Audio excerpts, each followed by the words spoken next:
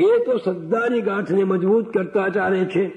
માં કોઈ વાર કસોટી કરે પરિક્રમા કરનારની, પણ કસોટીમાં પસાર પણ એ જ કરાવે. એક વખત એવો આવ્યો કે અવધૂતજીને 4 દિવસ સુધી ગોળ મળ્યો ના. બીજું સદાવ્રત મળે પણ આ તો ગોળ જ પીવાનો. ગોળ કોણ આપે?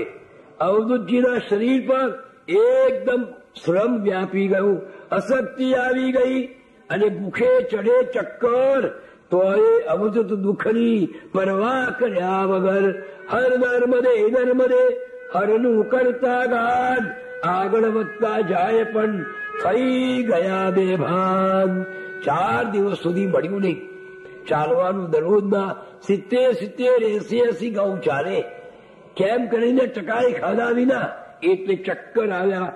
ભૂખે ભાન ગુમાવ્યું અને પડ્યા માર્ગની માય. આખી રાત પડ્યા રહ્યા એ જ સ્થિતિમાં ત્યાંય. એવી સ્થિતિમાં આખી રાત પડ્યા રહ્યા. પ્રાતઃકાળ થયો અને બીજા દિવસનો એમ પ્રકાશ પથરાયો બધે પૂર્વ દિશાથી તેમ. જયારે પ્રકાશ થયો એટલે શરીરમાં થોડીક જરા સ્ફૂર્તિ આવી. ધીમે ધીમે રેવાને કિનારે આવી અને જેમ તેમ સ્નાન કર્યું. ધ્યાન ધરવા બેઠા પણ પાછા બેભાન થઈને પડી ગયા. કારણ કે છેલ્લા 5 દિવસથી એમના શરીરમાં, એમના પેટમાં અન્નનો કોળિયો ગયો નથી.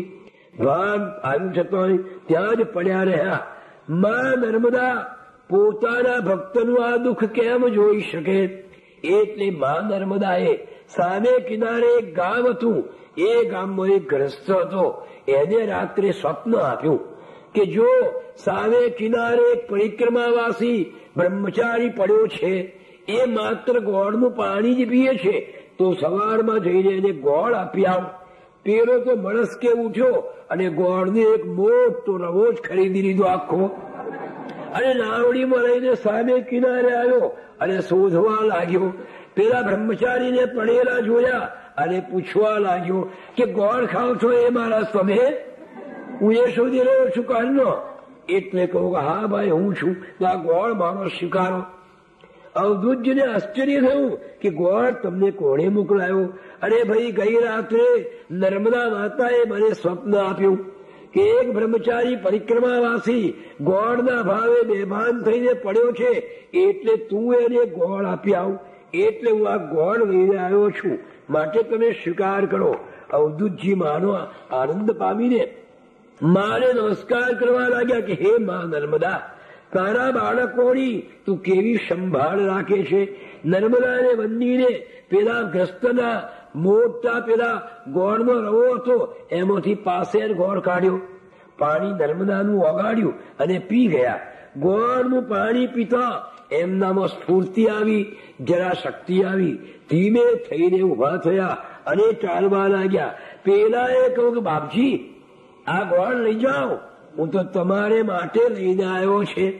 બાપજીનો એવો નિયમ કે એક જ ટંકનો ગોળ રાખવો, બીજી ટંક મળે કે ના મળે સંગ્રહ કરવાનો જ નહીં. પેલાએ કહ્યું કે બાપજી, બધું મળશે પણ ગોળનું સદાવરત કોઈ જગ્યાએ નહીં મળે. મારે 5 શેર 10 શેર તો લઈ જાઓ, વધારે ના લઈ જાઓ તો 10 દાડા તો ચાલશે. તમારે તો બધો જ લઈ જવાનો. બાપજીએ કહ્યું કે હું એક ટંકનો જ લઉં છું, એથી વધારે લેતો નથી. એમ કહીને એક ટંકને પાસે આટલો ડબ્બો હતો, એ ડબ્બામાં ગોળ ભરી લીધો. પેલાને કહું કે આ પાછો લઈ જા. પેલો કે ના બાપજી, પાછો નહીં લઈ જવું, કારણ કે હું હવે ખાવું જ નહીં. અલગજી કે છે કે તો લઈ જાય તો કે હું કીધી લઈ જાઉં પૈસા, તમારે માટે લાવ્યો છું. અવધૂતજીએ કહ્યું કે ગામમાં જઈને ગામના બાળકોને આ ગોળ વેચી દે છે, પણ અહીંયાથી તું લઈ જાય. અરખ નિરંજન રે કહે ધારી હૈયે વાલ, અવધૂત કેરા ત્યાગનો આવે છે કઈ ખ્યાલ. અલગજી કે છે કે નિરંજન ત્યાગનો તને ખ્યાલ આવે છે. પૈસાને સ્પર્શે નહીં એ સમજી શકાય, પણ ભોજને આ ગોળનું ખાસ ન મળતું ક્યાંય. પણ ગોળ આગળ કોઈ જગ્યાએ મળતો નતો, અને પહેલા 4-5 દિવસ સુધી મળ્યો નથી. આ અનુભવ એમને થયો છે, છતાંય 510 લીધો હોત તો કોઈ ના કહેવાનું નતું, પણ માત્ર 65 ગોળ અવધૂતે લીધો, એથી વધારે લીધો નહીં. આ એમનો કેવો ત્યાગ કહેવાય. ત્યાગ એ જ મહાન છે. ત્યાગે જગવસ થાય, ત્યાગે અદનો આદમી દેવ બની પૂજાય. ત્યાગ જ આપણને દેવ બનાવે છે. ત્યાગ થકી આ વિશ્વમાં થાય મહાન કામ. ત્યાગ થકી યુગ યુગ સુધી પૂજાય કૃષ્ણને રામ. રામ અને કૃષ્ણ પૂજાય છે, એમનો ત્યાગ નહીં હતો. જેનો ત્યાગ મહાન છે તે જ પુરુષ મહાન. ત્યાગીને આ જગ બધું વંદે કહી ભગવાન. આગળ વાત આપણે આવી ગઈ છે કે આપણી સંસ્કૃતિના પાયામાં જ ત્યાગ છે. હિન્દુઓએ ત્યાગને જ મહત્વ આપ્યું છે. ત્યાગને જ્યાં જ્યાં ત્યાગ જોયો ત્યાં હિન્દુનું માથું ઢળી પડ્યું છે. આપણે રાગને અનુમોદન આપ્યું નથી, આપણે ત્યાગને આપ્યું છે. એટલે હિન્દુ સંસ્કૃતિનું પ્રતીક ત્યાગ છે. આપણે બ્રહ્માને મહાદેવ નથી ગયા, વિષ્ણુને મહાદેવ નથી ગયા, ઇન્દ્રને મહાદેવ નથી ગયા, પણ શંકરને મહાદેવ કહ્યા. કારણ કે શંકરનો ત્યાગ મહાન હતો. હિન્દુ સંસ્કૃતિમાં જેનો ત્યાગ વધારે ને એ જ પૂજાય છે. માટે ત્યાગનું મહત્વ બહુ છે. ત્યાગ રાગના દંડમાં ત્યાગ એ જ મહાન. અવધૂતજીનો આ નાનો પ્રસંગ હતો, પણ એ પ્રસંગ આપણને કેટલો બધો શીખવાડે છે કે ત્યાગનું મહત્વ કેટલું છે. ભાઈ બધો ગોળ લીધો કર્યો, પેલો આટલો આગ્રહ કર્યો છતાં ગોળ લીધો નહીં. જેટલો જોઈતો હતો એટલો જ લીધો. એ બતાવી આપે છે અવધૂતજીનો ત્યાગ. હવે કેટલાક સંસાધુઓ પરિક્રમાવાસીઓ રસ્તામાં મળે તો અવધૂતજીનું કોમળ શરીર જોઈને પૂછે કે ભાઈ તારે એવું કયું દુઃખ છે કે પરિક્રમામાં નીકળી પડ્યો છું? દુઃખીઓ જ નીકળે બિચારા પરિક્રમા કરવા, સુખી નીકળે નહીં.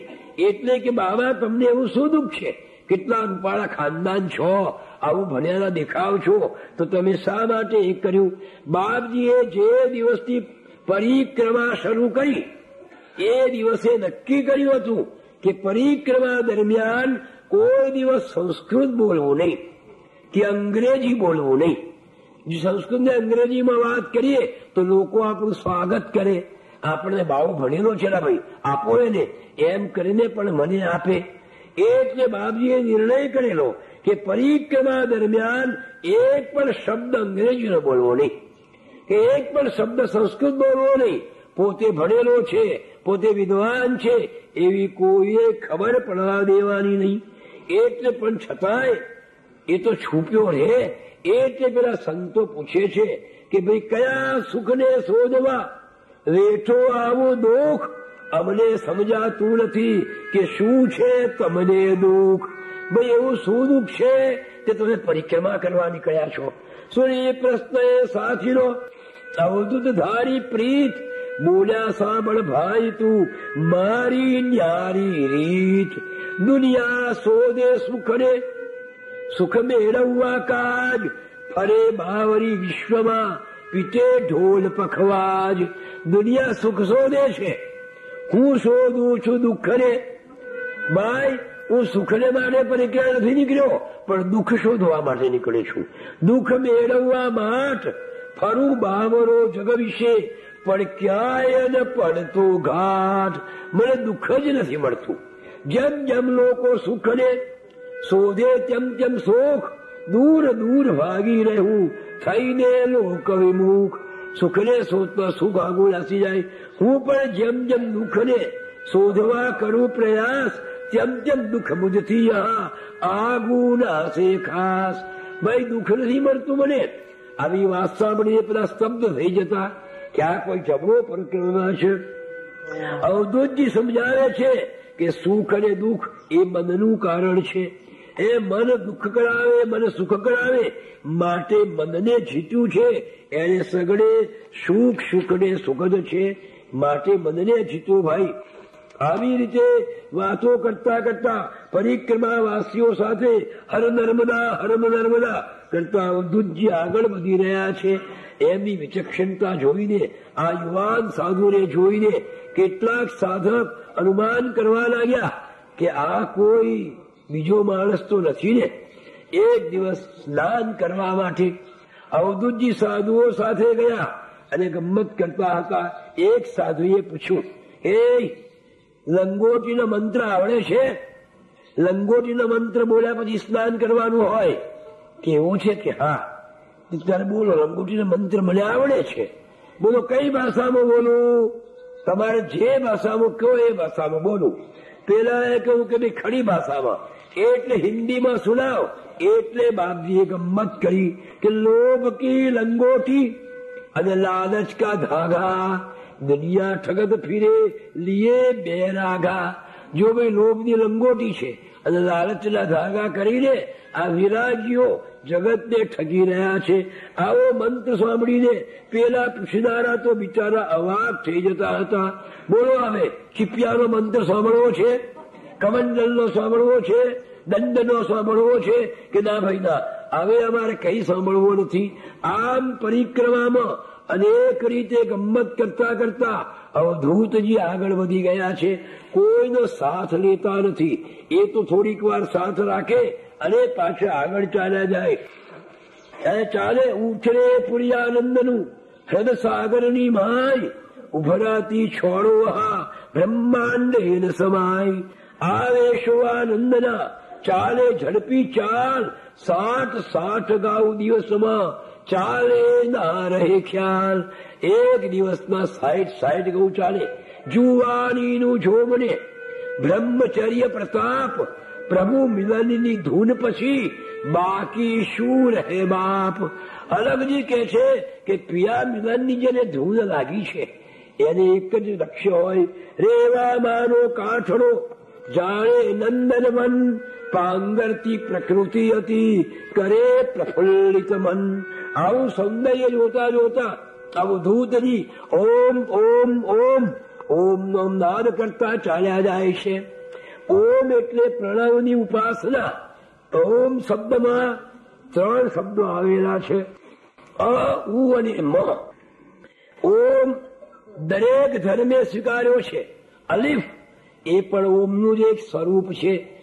જૈન ધર્મોએ પણ ઓમને સ્વીકાર્યો છે, બુદ્ધ ધર્મે પણ ઓમને સ્વીકાર્યો છે. ઓમ પ્રણવ મંત્ર એવો છે કે સર્વગ્રાહ્ય મંત્ર છે.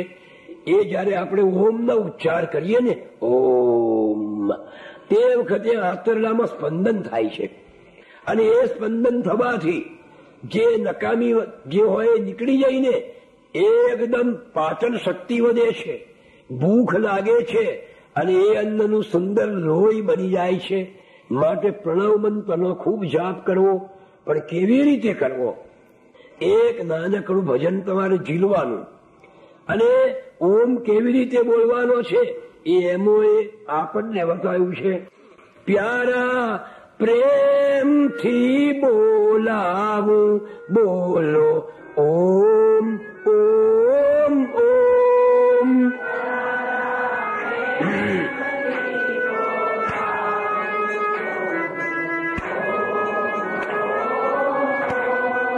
પ્યારા પ્રેમથી બોલાવું, બોલો ઓમ ઓમ ઓમ.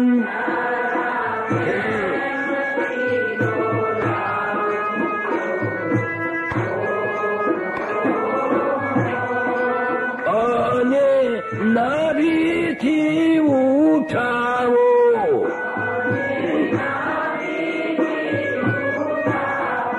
અને નાભીથી ઉઠાવો, બોલો ઓમ ઓમ ઓમ.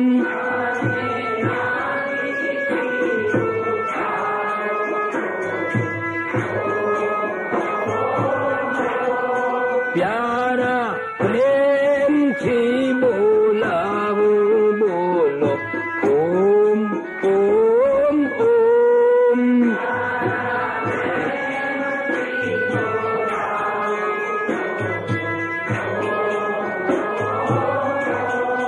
ઊને કંઠમાં લંબાવો,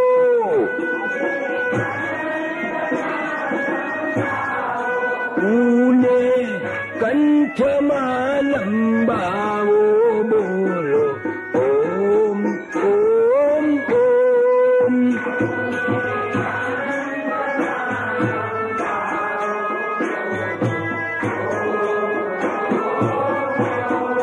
માને મસ્તકે પહોંચાડો,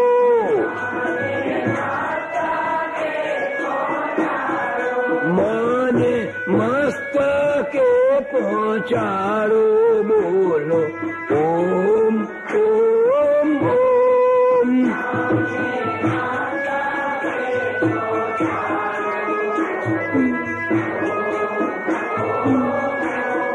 પ્યારા પ્રેમથી બોલાવો, બોલો ઓમ ઓમ ઓમ.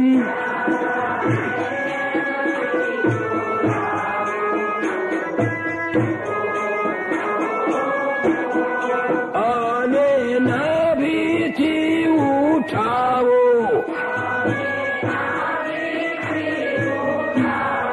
ઊને કંઠમાં લંબાવો,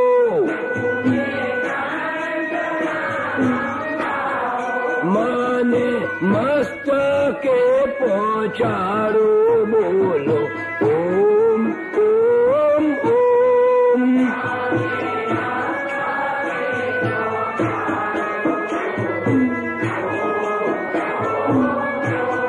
પ્યારા પ્રેમથી બોલાવો, બોલો ઓમ ઓમ ઓમ.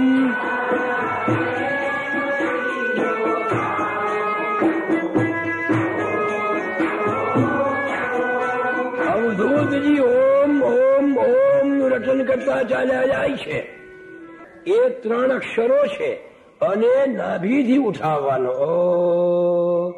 અને ઊને કંઠમાં લંબાવી દેવાનો. ઔમ મને મસ્તકે પહોંચાડી દેવાનો.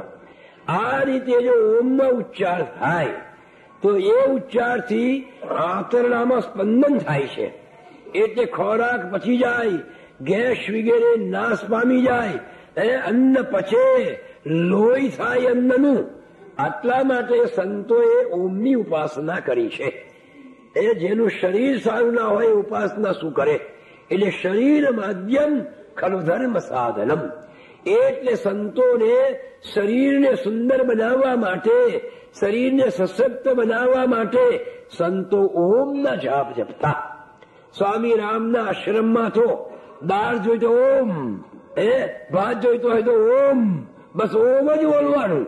અને એ રીતે ધીમે ધીમે બાળકોમાં ઓમના સ્મરણથી એમના જે અવયવો, એમની પેટના જે બધા રોગો એ બધા નાશ પામી જાય છે. હા, માટે ઓમનું સ્મરણ કરવું. અવધૂતજી ઓમ ઓમ ઓમ કરતા ચાલ્યા જાય છે. હર નર્મદે હર નર્મદે ઓમ કરતા જાય છે. ધીમે ધીમે આગળ ચાલી રહ્યા છે. વનરાજી ઢળક ખીલી, ધરતી માય પાર, પ્રકૃતિ સૌંદર્યના ખોલી દીધા ભંડાર.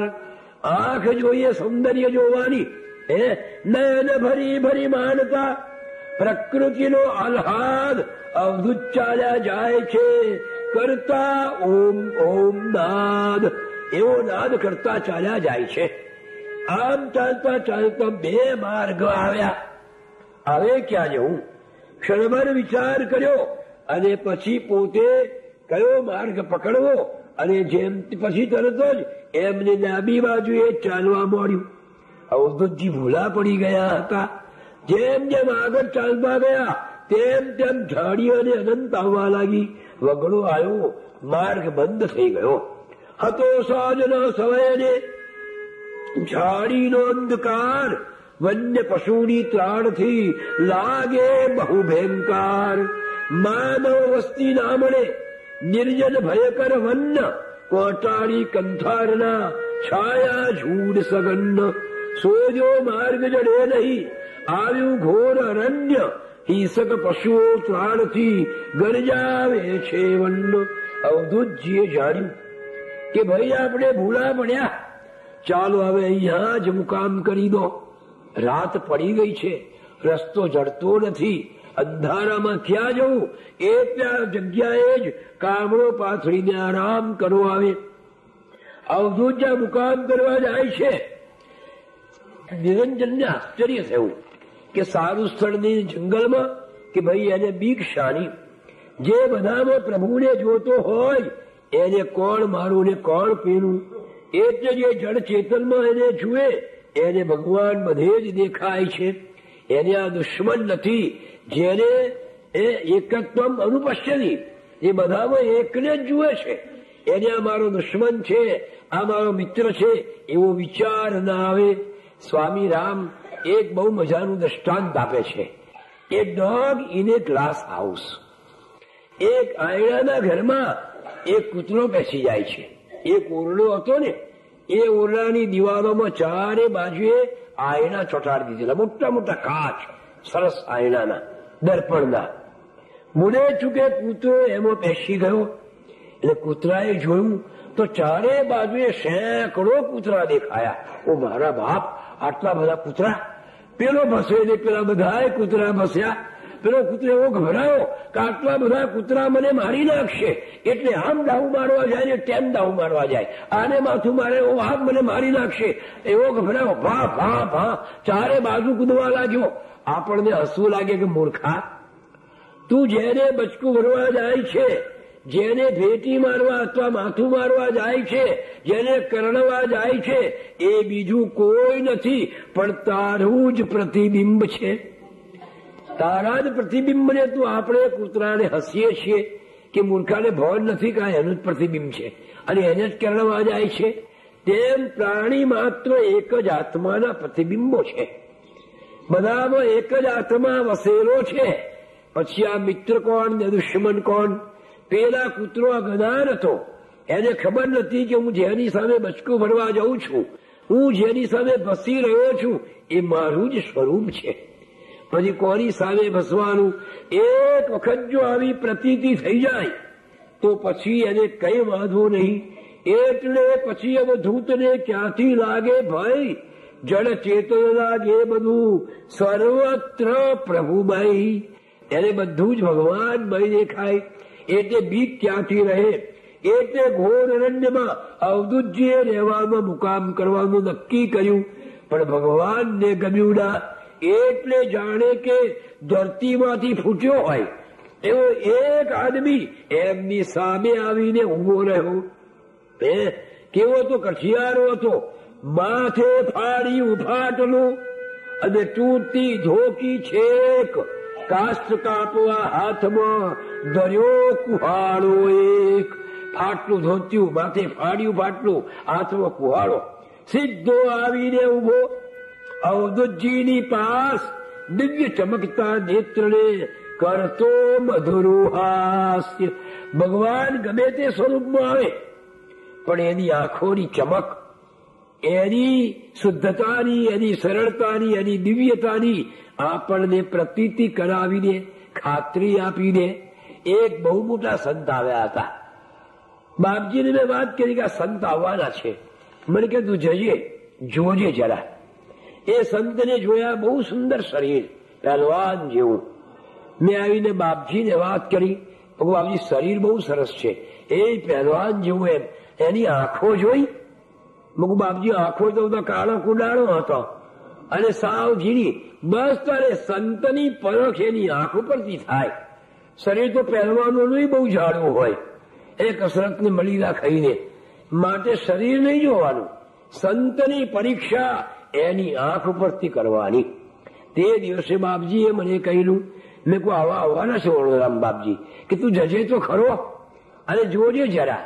હું ગયો, બધું મેં જોયું, પૈસા સિવાય બીજી વાત નહીં. આ બધી વાત બાપજીને કરી, હસ્યા.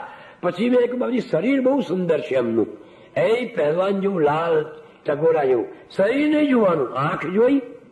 મુક આંખ તો બાપજી કાળો કુનાળો હતો આજુબાજુએ અને ઝીણી આવી. બસ તારે એમાં ચમક હતી. મુકના સંતની આંખમાં ચમક હોય, શરીર ગમે તેવું હોય, એની આંખ એવી હોય ને આપણને ખ્યાલ આવી જાય. ભગવાન ગમે તે સ્વરૂપે આવે પણ એ સુંદર જ હોય. હા, કારણ કે એ સુંદરતાનું એ પ્રતિમા છે, એ સૌંદર્યનું ધામ છે, એ મધુર છે, આનંદ છે. એટલે એનું બધું મધુર હોય. દિવ્ય ચમકતા નેત્રને કરતો મધુર હાસ્ય. પૂછવા લાગ્યા પ્રેમથી, અરે અરે મહારાજ, ક્યાંથી આવ્યા આ સ્થળે? ભૂલ્યા પડ્યા શું આજ? મહારાજ ભૂલા પડ્યા છો ને? કઈ વાંધો નહીં. હા, તમે માર્ગ ભૂલી પરિક્રમી લાગો છો, તમે મારી પાછળ પાછળ ચાલ્યા આવો. હું તમને એક ઘડીક વારમાં જ નજીકના ગામમાં લઈ જાઉં. અવધૂતજીને આશ્ચર્ય થયું કે રસ્તો તો છે નહીં અને ગામ તો દેખાતું નથી, અને ગામ ક્યાંથી આવે?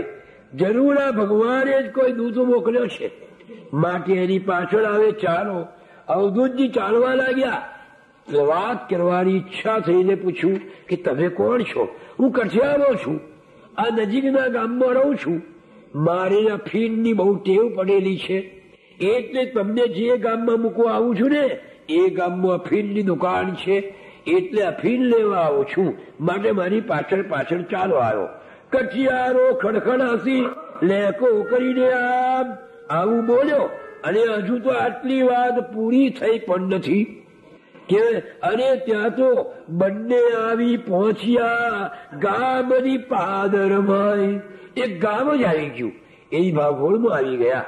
અવધૂતજી ડૂબી ગયા આશ્ચર્યાથી. માય, અરે આટલી વારમાં ગામ આવી ગયું હાય! એટલે આશ્ચર્ય ડૂબેલા અને કઈ બોલે. બસ બાપજી તમે હવે જાઓ ગામની માય, ધર્મશાળામાં જઈ કરજો મુકામ. ત્યાં જો પેલી ધર્મશાળા છે ત્યાં જઈને મુકામ કરજો. એમ કહ્યું ના કહ્યું અને કઠિયારો ક્ષણમાં આશ્ચર્ય વચ્ચે રંગના થયો અદૃશ્ય. ત્યાં પેલો કઠિયારો અદ્રશ્ય થઈ ગયો. અવધૂતજી સમજી ગયા કે જરૂર મારો ભગવાન મને ભૂલો પડેલો જોઈને ક્ષણમાં ગામમાં લાવી દીધો. આભારના હૃદયથી આંખમાં આંસુ આવી ગયા. પણ ઉભા રહો, મારે જવા કેમ દેવાય? એટલે ગામમાં અફીણની દુકાને ગયો છે કે નહીં એવું જોઉં. એટલે અવધૂતજી ગામમાં ગયા, અફીણની દુકાન શોધી કાઢી અને અફીણ વાળાને પૂછ્યું કે ભાઈ થોડી વાર ઉપર કોઈ કઠિયારો હાથમાં કુવાડો હતો, આવું ફાડ્યું બાંધેલું હતું, એવો કોઈ તારી દુકાને અફીણ લેવા આવ્યો છે? કે ના ભાઈ, આજ તો હવારથી હાથ સુધી એકેય ઘરાક આવ્યો નથી, એટલે કોઈ કઠિયારો નથી આવ્યો. બાપજીએ કહ્યું કે એ કઠિયારો જો આવે ને તો આ ધર્મશાળામાં મારો મુકામ છે, અને કહેજો કે પેલા પરિક્રમીએ તમને ત્યાં બોલાવ્યો છે. એવો વિચાર કરીને ત્યાંથી ગયા. આખી રાત અવધૂતજી જાગ્યા, પણ કઠિયારો શેનો આવ્યો? હૈયું ગદગદ થઈ ગયું, નયન થયા સજલ. વાહ પ્રભુ નિજ બાળની રાખે શુદ્ધ હરપલ. ભગવાને કેવી મારા પર દયા કરી. એ ભક્ત વત્સલ, એક વખત એ ભૂખ્યો તરસ્યો ગોળ વગરનો, હું જયારે પડ્યો તો બે ભાન થઈને, ત્યારે ગોળ આખું ઘડવું મોકલી આપ્યું ભગવાન તમે, અને મને બચાયો. આમ છંદ વેસે પ્રભુ નિજ બાળકની આપ, અર્પણ લેતા કાળજી ટાળો છો સંતાપ. પણ તમે છંદમાં વેસે કેમ આવો છો કપટ કરીને? ક્યાં સુધી રમશો પ્રભુ?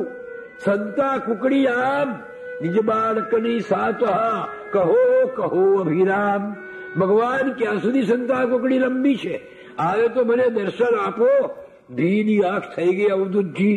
એને ત્યાં તો અંગ્યંગમાં સંબંધન જાગ્યા, રોમ હર્ષ થઈ ગયો, આનંદની અવધિ થઈ ગઈ. સાથે જ ઘઉં ચાલ્યા અને નિરાતે પછી શ્રમ નિવારવા માટે નર્મદાનું સ્નાન કર્યું. નર્મદા સ્નાન કર્યું. રેવા જળના સ્પર્શથી થાક દૂર થઈ ગયો અને ક્ષણવારમાં સ્ફૂર્તિ આવી ગઈ. પણ સ્ફૂર્તિ આવતા પોતાના ઉદરમાં અત્યંત ક્ષુધા આવી. બહુ ભૂખ લાગી, પણ ભોજન ક્યાંથી લાવવું? નિર્જન વન છે, એકલો નર્મદાનો કિનારો છે, કોઈ માનવ માત્રની વસ્તી નથી. જબરજસ્ત ભૂખ લાગી છે. રેવાજીના કાંઠે ગુરુ મહારાજ ચાલી રહ્યા છે. એટલામાં એક સુંદર શિલા જોઈ, સફેદ દૂધ જેવી, સ્વચ્છ પાણીથી ધોયેલી એવી શિલા ઉપર ગરમ ગરમ બે ભાખરીઓ મૂકેલી અને એના પર માખણનો પેડો મૂકેલો.